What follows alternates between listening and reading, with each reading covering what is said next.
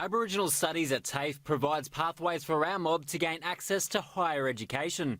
But it's not just a course for us. It also gives non-Indigenous students the chance to gain a greater understanding of the First Peoples of this country.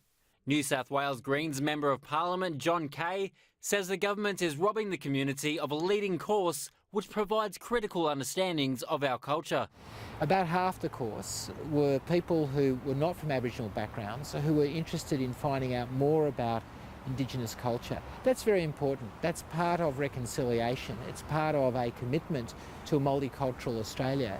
Yet the O'Farrell government is taking away that ability. He says the course is an integral part of the developing community and should be made easier and not harder to access. They should provide the course and should make sure that it's affordable for everyone and free of charge for Aboriginal students. This is part of national reconciliation. It grew out of the Aboriginal Deaths in Custody inquiry and their recommendations. We as a parliament have an obligation to fulfil what we're asked to do by that inquiry. The O'Farrell government is failing.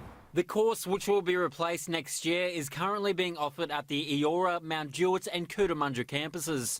The new course will not feature on the government's skills list, which means it will not be government funded and consequently will attract fees which most disadvantaged students will be unable to afford. A student seeking to take up Aboriginal Studies in New South Wales will now have to pay full commercial rates. That could mean as much as $4,000 to $8,000 a year. It's going to knock out most of the students who would otherwise be interested. This is a block on their pathway to greater understanding, but also on their pathway to further education, further training and employment. The Greens are bringing into New South Wales Parliament legislation to end the budget cuts and rises in fees that threaten to destroy TAFE's future in New South Wales. Ben Henderson, NITV News.